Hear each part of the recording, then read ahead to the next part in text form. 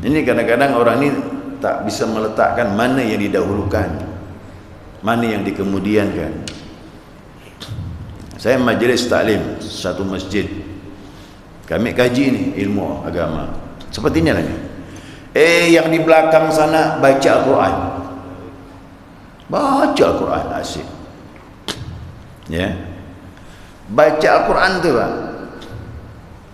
Dia sangka Al-Quran lebih afdal dibaca daripada duduk majlis taklim. Hukumnya beda jauh. Baca Al-Quran sunnah, belajar wajib. Mana dahulukan? Belajar. Kalau ingin baca Al-Quran tak mau belajar, lebih baik pulang ke rumah. Jadi fitnah orang melihat. Orang pergi belajar, dia baca Al-Quran, dia menyangka dia sudah betul, padahal dia salah besar. Belajar lebih afdal, hukumnya wajib. Baca Quran sunnah, supaya tak timbul fitnah, lebih baik pulang ke rumah. Kalau baca Al-Quran saja seperti itu hukumannya, apalagi ngomong orang majlis taklim, ya kan? Apalagi dia ngomong, apalagi dia makan-makan tu Mak, aduh. Ribut ibu belakang tu. Berarti makan di belakang tu.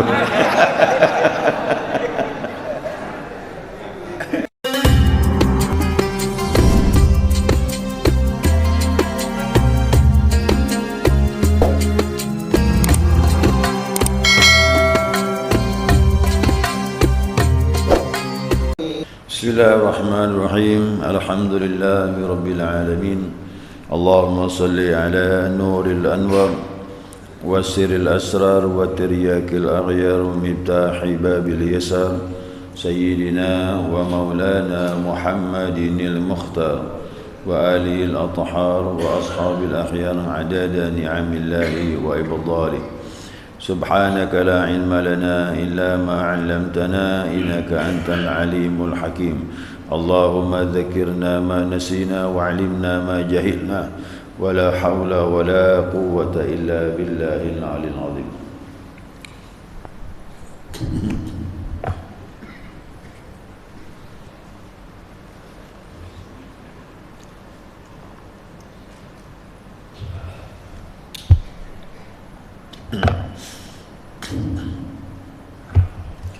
قال مصنف رحمه الله تعالى ونفعنا بعلومه في الدارين آمين.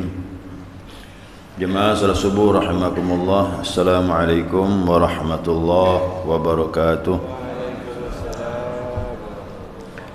Alhamdulillah, senantiasa kita maturkan pujian dan syukur kita kepada Allah atas limpahan rahmah hidayahnya. Subuh ini kita dapat melanjutkan kajian kita, mudzakarah kita, panduan kitab Fathul Muin. Tambahan mengenai azan. Sudah di penghujung ni ya mengenai azan. Mungkin pertemuan yang akan datang yang terakhir. Ya, masih berkaitan dengan azan dan iqamah. Selanjutnya pengarang mengatakan summa yaqulu kullun minhum. Kemudian disunnahkan bagi mereka. Siapa mereka ini? Ini al-muadzin yang mengumandangkan azan. Yang kedua wal muqim yang mengumandangkan iqamah. Yang ketiga as-sami, semua yang mendengar. Kalau azan itu tatkala muadzin mengucapkan hayya 'alas salah, nah maka yang mendengar mengucapkan la haula wala, itu hanya untuk yang mendengar. Muadzin tak perlu, kerana dia mengumandangkan azan. Nah ini setelah azan selesai, ya setelah azan selesai, nah maka ada tuntunan doa dari Nabi Muhammad sallallahu alaihi wasallam. Nah, ini disunnahkan bagi yang muadzin, bagi yang mengumandangkan iqamah, dan juga bagi yang mendengar. Rafi'an yadaihi, posisinya mengangkat tangan gini, macam orang berdoa. Jadi mengumandangkan atau membaca doa setelah azan itu ya angkat tangan begini. Kalau doa setelah azan angkat tangan, apalagi doa setelah salat, ya kan? Termasuk doa waktu khatib membaca doa. pada khutbah yang kedua. Sunnah juga angkat tangan. Ya. Itu dasarnya hadisnya banyak mengenai angkat tangan itu. Nah, bacaan doanya Allahumma rabba hadhihi da'wati. Ya Allah, sesungguhnya ini panggilan. Panggilan apa? Itu adzan dan iqamah. Ila akhirih, sampailah akhir. Nah, lengkapnya apa? Tatimah. Tatimah itu lengkapnya begini. Allahumma rabba hadhihi da'wati tammah wa salatil qa'imah ati Muhammadanil wasilata wal fadilata wa ba'athul maqaman mahmudan alladhi wa'adtah. Sampai situ ya dia. Ya, hanya sampai situ. Nah, innaka la tukhliful mi'ad itu tambahan diambil dari Al-Qur'an. Mau pakai boleh, tidak pun tidak masalah. Dari Nabi cuma sampai di sini, ya. Sampai maqam mahmud alladhi wa'adtah, selesai. Hanya sampai situ. Nah, ini bacaan teksnya langsung dari Nabi Muhammad sallallahu alaihi wasallam. Ya.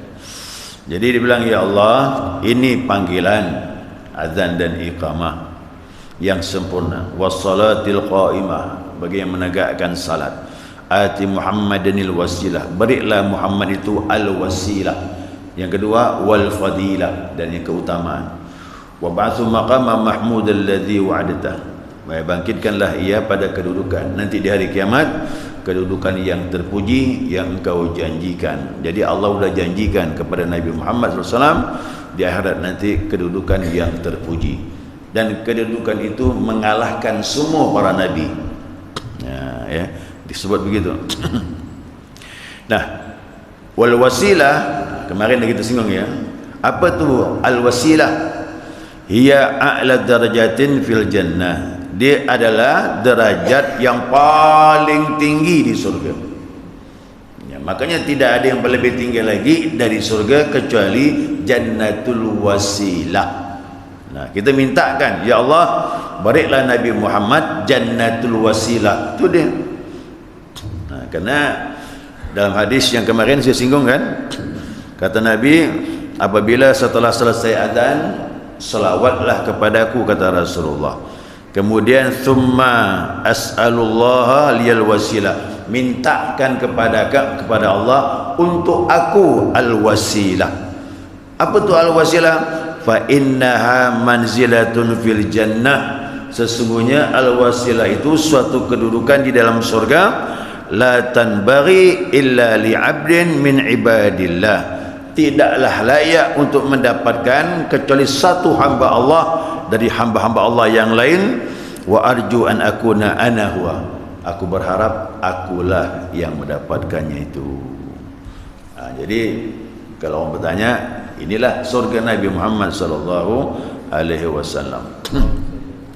Nah, kemudian tambah lagi wal maqama wa maqamul mahmuda. Apa tu maqamul mahmud? Maqamus syafa'ah. Nah, jadi maqamul mahmud itu kedudukan Nabi Muhammad untuk beri syafaat kepada umatnya. Nah, jadi kedudukan ini tempat Nabi memberikan pertolongan kepada umatnya fi faslil qada'i yaumal qiyamah, pada hari nanti diperhitungkan amal-amal salih di hari kiamat. Jadi nanti di hari kiamat kita akan dihisab oleh Allah. Nah, setelah itu akan datang syafaat Nabi Muhammad sallallahu alaihi wasallam untuk membantu umatnya. Apa syafaat ni? Membantu kekurangan-kekurangan yang terjadi pada umat Nabi Muhammad sallallahu alaihi wasallam. Jadi kita jangan enggak mengharapkan syafaat, tak beramal tak boleh juga. Kita beramal tapi nanti mungkin amal kita tu banyak kekurangannya, ada cacat-cacatnya. Itu syafaat Nabi datang. Ya, syafaat Nabi datang. Maka syafaat Nabi disebut syafaatul uzma, syafaat yang besar di sisi Allah Subhanahu wa taala.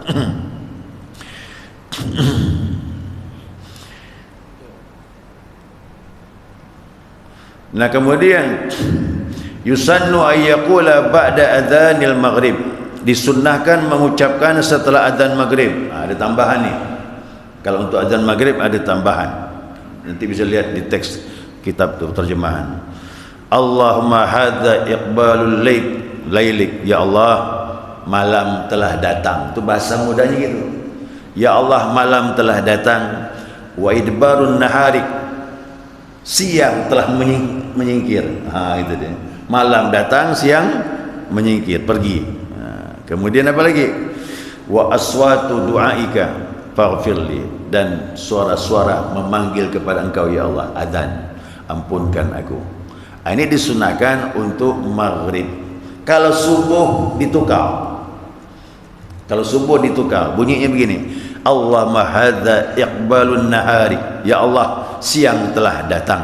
Nah, walailika idbarik, dan juga malam telah menyingkir.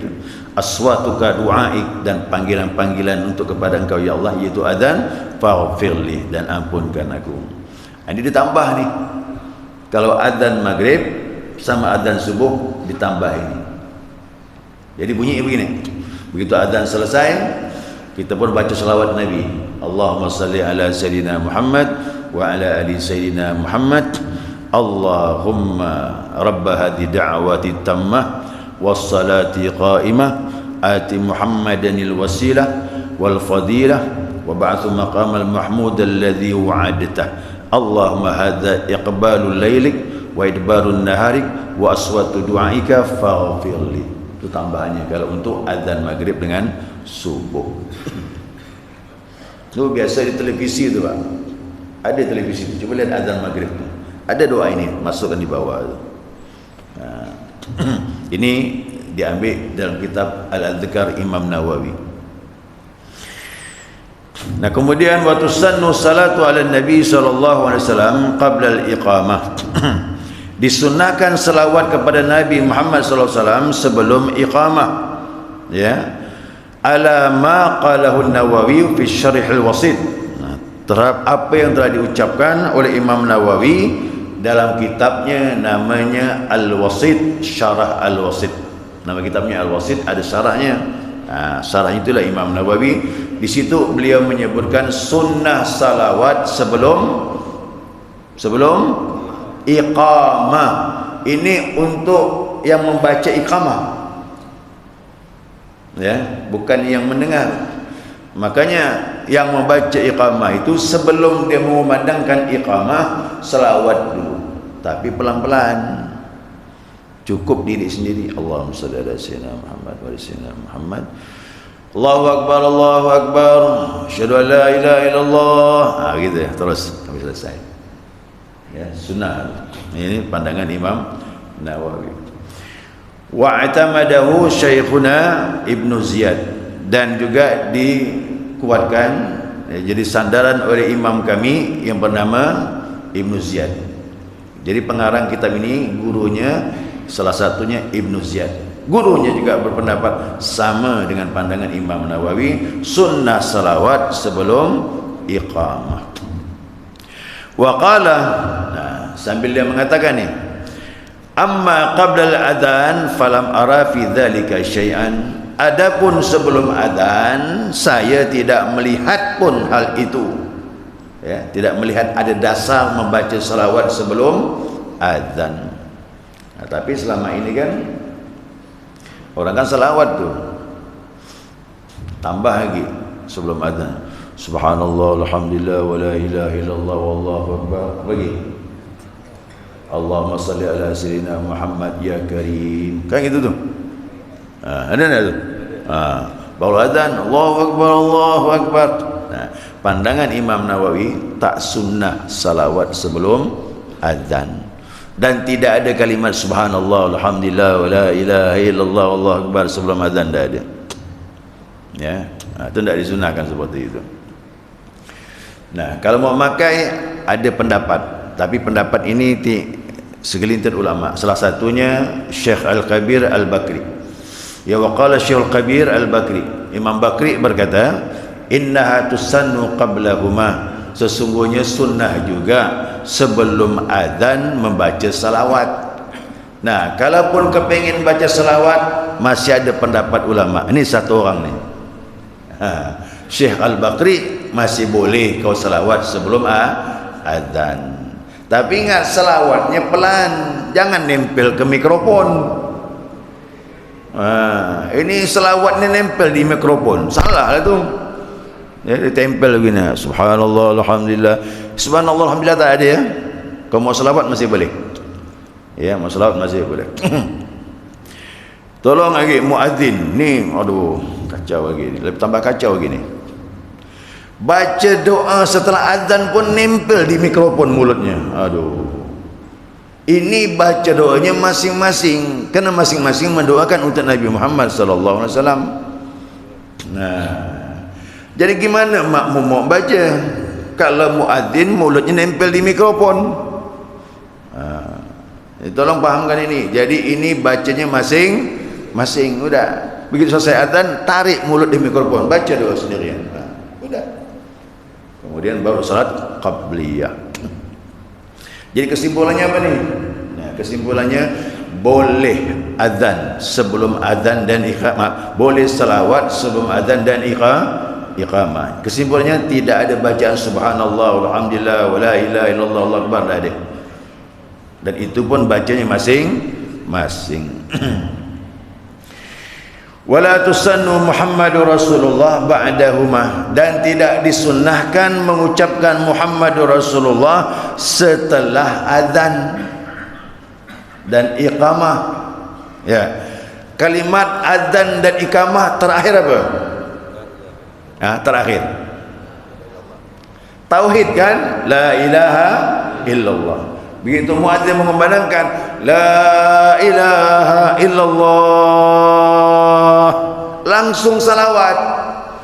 Allahumma salli ala sayyidina Muhammad wa ala sayyidina Muhammad. Allahumma rabb hadhihi da'wati tammah was salati qa'imah ati Muhammad wasilah, terus sampai akhir. Itu yang sunnah. Nah, yang sering orang lakukan dan tak disuruh dalam kitab, begitu muadzin mengumandangkan kalimat terakhir azan, la ilaha illallah, muadzin yang mendengar bilang apa? La ilaha illallah Muhammadur Rasulullah. Tambah pula Muhammadur Rasulullah. Kalimat azan terakhir tidak ada Muhammadur Rasulullah. Yang ada cuma la ilaha illallah. Setelah la ilaha illallah langsung salawat, langsung baca doa azan. Paham ya? Ya, wallahu alam. Begitu dalam kitab. Saya kira cukup, sudah dapat dipahami. Untuk selanjutnya kita muzakarah. Silakan jamaah. Sedangkan azan waktu belum masuk, gitu. Berarti azannya belum memadai, belum dianggap sunnahnya belum selesai. Ya, dianggap belum melaksanakan azan karena azannya belum masuk waktu. Ini azan yang berhubungan dengan salat, ya. Mohon maaf nih. Azan yang berhubungan dengan salat. Ingat pembahasan kita yang sebelumnya. Azan ini disunahkan bukan semata-mata untuk salat. Yang lain pun ada juga. Seperti bayi lahir, sunnah azan. Kan gitu. Mau musafir perjalanan jauh, sunnah azan. Rumah kebakaran, sunnah azan. Banyak fungsi azan. Tapi kalau azan yang berhubungan dengan salat, dikumandangkan azan belum masuk waktu salat, berarti kesunahan azan belum terlaksana. Masih disunahkan azan sekali lagi waktu melaksanakan salat berjamaah. Nah.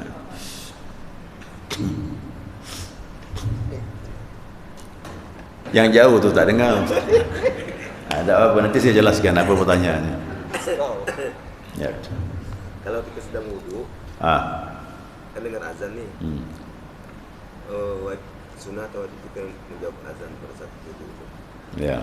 Dan kalau sedang berwudu, karena kita termasuk salah satu ibadah yang kita kerjakan. Kalau orang sedang berwudu, kan ada sunnah-sunnah bacaan wudu. Ya, bagaimana nih? Maka yang berhubungan dengan wudu lebih diutamakan. Nah, cuma nanti dibahas nanti insyaallah pertemuan akan datang. Setelah azan bersamaan dengan setelah wudu. Itu dia. Ya. Setelah azan bersamaan setelah wudu. Mana didahulukan? Apakah doa setelah wudu ataukah doa setelah azan? Nah, Ini agak rumit pembahasan ni. Minggu depan lah ya. Siap. Ya, karena ini memang ada aturannya.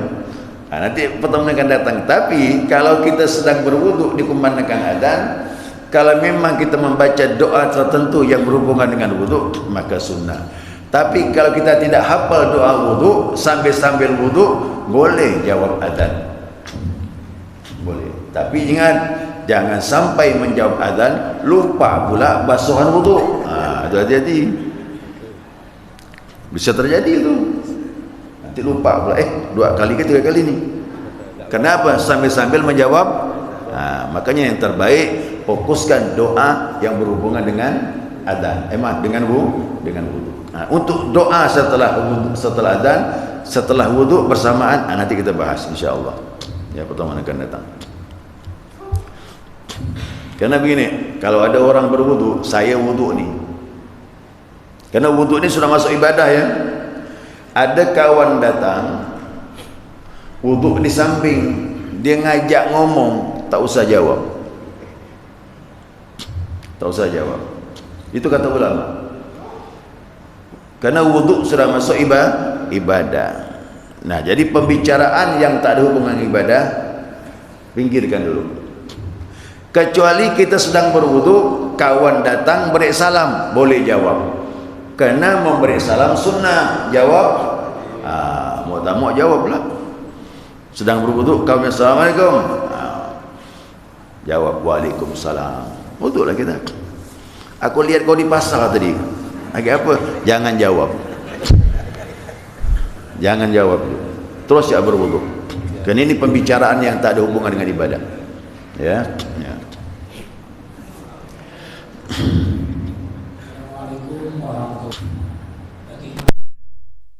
Kalau kawan kita ni ngasih ngomong ini aja. Kawan ni malah yang aja. Di sini bingung dah jawab dia. Dijawab kita je gimana ini aja. Baik pun waktu di kawan juga seperti itu. Ini yang pertama. Lalu yang kedua, ada jemaah kita ni pada waktu ajan asiknya dia membaca Al-Quran, ngaji lah. Ini waktu azan ngaji terus. Bagaimana? Apakah ini dianjurkan atau mamanya bagaimana? Saya jawab yang kedua dulu. Karena yang pertama bakal ngikut tu. Yang kedua, itu amalan baik. Baca Al-Quran baik. Zikir baik. Tapi ingat, kalau sudah dihadapkan dengan azan, maka lebih afdal menjawab azan daripada baca Al-Quran. Ini kadang-kadang orang ini tak bisa meletakkan mana yang didahulukan, mana yang dikemudiankan. Saya majlis taklim satu masjid, kami kaji ni ilmu agama seperti ini lah. Yang di belakang sana baca Al-Quran, baca Al-Quran asyik, ya, baca Al-Quran tu Pak. Dia sangka Al-Quran lebih afdal dibaca daripada duduk majlis taklim. Hukumnya beda jauh. Baca Al-Quran sunnah, belajar wajib. Mana dahulukan? Belajar. Kalau ingin baca Al-Quran tak mau belajar, lebih baik pulang ke rumah. Jadi fitnah orang melihat. Orang pergi belajar, dia baca Al-Quran, dia menyangka dia sudah betul, padahal dia salah besar. Belajar lebih afdal, hukumnya wajib. Baca Al-Quran sunnah. Supaya tak timbul fitnah, lebih baik pulang ke rumah. Kalau baca Al-Quran saja seperti itu hukumannya, apalagi ngomong orang majlis taklim, ya kan? Apalagi dia ngomong, apalagi dia makan-makan tu Pak. Aduh. Ribut ibu belakang tu. Berarti makan di belakang tu.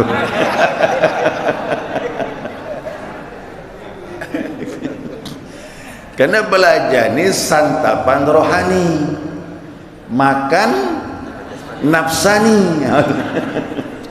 Dia tak bisa ketemu. Makanya majlis taklim saya kurang pas sambil belajar sambil makan. Dulu majlis taklim kami di Sungai Jawi itu ada di belakang tu, di tempat Pak Haji Rajak dulu, belakang apalah, di rumah pengajian. Terkejut saya tu, begitu saya kaji kitab, ya, bahas kitab, keluar air kopi, kue baulu tu. Saya bilang sama Pak Haji, ini boleh keluar setelah tutup doa. Setuju tak? Oh gitu Pak Ustaz, ya. Oh kami biasa seperti ini. Saya tak biasa macam ini. Nah, maka saya kurang cocok sambil belajar sambil makan. Tak fokus dia. Ya, tak fokus. Rahmat Allah tu lagi turun sedang kita belajar. Pemahaman agak diberi oleh Allah. Kita lalai pula ngomong makan. Tak datang dia tu. Ya. Itu makanya itu adab majlis taklim tu seperti itu. Ya, jadi makan dikesampingkan, setelah khatam selesai baca doa boleh makan minum. Silakan nak ngobrol-ngobrol pun boleh dan sebagainya. Nah, jadi baca Al-Quran, zikir, dikumandangkan azan, sama-sama sunnah nih, tapi didahulukan menjawab azan daripada baca Al-Quran. Nah, kalaulah baca Al-Quran sunnah ditinggalkan, jawab azan, apalagi ngomong. Ngomong tu timbul makruhnya lebih kuat lagi. Jadi bagaimana ni kata beliau ni? Kalau seandainya ada orang ajak ngomong dikumandangkan azan, kalau berani dah, beritahu dengan cara yang sopan. Maaf ya, agak azan ni, berani dah. Kalau berani silakan ngomong, itu dakwah. Tapi tak bisa ni Pak, yang ngomong ni Pak Camat. Macam mana? Kalau Pak Camat yang ngomong tak berani tegurkan, jadi pendengar yang baik, jangan jawab. Kok dibilang ngangguk ya gini dah. Tapi kuping mendengar azan, gitu ya. Terserah pilihan. Tapi yang jelas kita sendiri jangan ngomong. Sunnahnya begitu. Ya, sunnahnya begitu. Nah, kadang-kadang itulah kita belajar, orang di sebelah ni tak belajar, itu susah, ngomong terus dia. Nah, kita susah juga, tak jawab, tersinggung. Nah, kadang-kadang tak enak tu jawab lah tu. Dah makruh hukumnya. Ya. Tapi kalau semuanya belajar begini dah aman, selesai. Waktu azan dikumandangkan, sunnah kita mendengar. Kerana situ ada rahmat Allah SWT. Mohon maaf, saya ulang lagi ni ya. Azan dikumandangkan, syaitan lari. Situasi itu rahmat Allah datang, khusyuklah, doalah, jawab azan. Mudah-mudahan iman kita bertambah. Ya. Sekali itu. Zikir kita. Di sana saya mendengar ayat zikir terakhir, mereka mengatakan astagfirullah, sedangkan yang biasa kita dengar astagfirullah. Ini perbedaan itu. Apa maksud Ustaz? Pertama, bagaimana maksudnya? Ada zikir subhanallah, alhamdulillah, 10 setelah azan Ustaz. Setelah itu tetapi mereka terakhir mengatakan astagfirullah, bukan astagfirullah. Jadi maksudnya apa itu? Yang pertama. Yang kedua, masalah masbuk juga terjadi. Komandan azan sudah dilakukan, sementara jemaah di luar masjid ini masih bersenda gurau atau merokok, sehingga waktu itu habis untuk sampai kamar mereka baru bergerak. Tapi di lokasi masjid baru mereka berwudu dan mereka menjadi masuk dalam melaksanakan sholat. Jadi salihat dalam Al-Quran gitu. Al-baqiyatus salihat, zikir 4 tadi. Subhanallah, alhamdulillah, la ilaha illallah, Allahu akbar. Ditambah lagi istighfar. Kalau sendiri bacanya astagfirullah. Tapi kalau kita membimbing jamaah, nastaghfirullah. Kami mohon ampun kepada Allah. Tapi kalau bacanya masing-masing, ya bacanya astagfirullah. Jangan baca nastaghfirullah. Macam syahadat, asyhadu an la ilaha illallah. Ada yang bilang nashhadu an la ilaha illallah, mewakili orang ramai, tapi dia sendiri baca, yang lain diam. Tapi kalau masing-masing baca astaghfirullah atau asyhadu an la ilaha illallah, seperti kita baca doa bulan Ramadan tu ada amalan, asyhadu an la ilaha illallah astaghfirullah nas'alukal jannata wa na'udzubika minan nar. Ada baca astaghfirullah Allah, ada baca nashhadu an la ilaha illallah nastaghfirullah kami minta ampun. Nah, tapi kalau baca masing-masing dia baca astaghfirullah. Sebelum adzan ada amalannya. Itu tadi masalah kalimat ni Pak ya. Astagfirullah dengan astaghfirullah, jamak dengan sendiri. Sebelum adzan itu memang ada amalan dari Ummu Rafi'. Ummu Rafi' berkata, Nabi menyarankan ya, sebelum kau mendirikan salat setelah adzan, maka ucapkanlah subhanallah 10 kali, alhamdulillah 10 kali, la ilaha illallah 10 kali, Allahu akbar 10 kali, astaghfirullah 10 kali.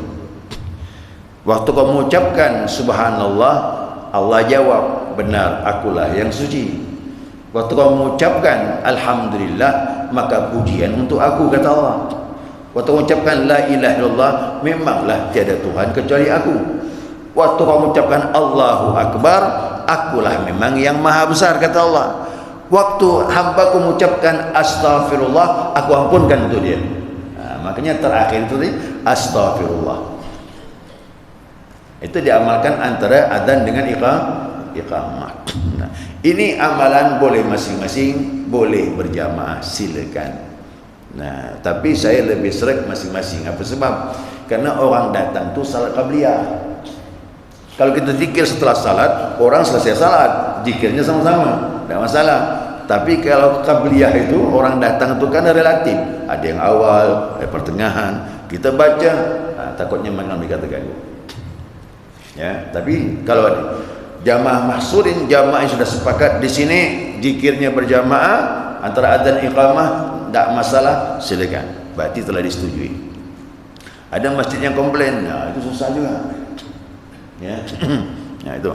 Kemudian yang kedua, ada jamaah ini adzan, dia di luar sana ngerokok. Oh, Marlboro lagi. Ya. Nah, kemudian adzan sudah selesai, masih juga nyambung nih. Kemudian iqamah dikumandangkan, masih juga merokok. Begitu imam takbir, Allahu akbar, baca Al-Fatihah, baru dia masuk jadi masbuk. Nah, itu pertanyaannya. Yang jelas ini melalaikan waktu. Ini orang yang merugi. Ya, merugi. Apa sebab? Dia ibadah tidak ikut aturan Nabi Muhammad sallallahu alaihi wasallam. Datang awal tapi masbuk, kan rugi nih. Ya, rugi nih. Seharusnya yang masbuk itu yang terlambat. Ini datangnya awal. Nah, kata Nabi SAW, siapa yang bisa mengamalkan 40 hari salat 5 waktu plus tidak tinggal takbiratul ihram, mahal tuh. Takbirat ihram itu mahal. Nah, maka bara'atan dia akan dijauhkan dari dua. Bara'atun minan nar, insyaallah tak disentuh api neraka. Yang kedua, bara'atun minan nifaq, penyakit munafik hilang. Ragu-ragu sama Allah hilang. Maka saya katakan takbirat ihram itu mahal. Kita sayang datang awal di masjid tapi masbuk pula.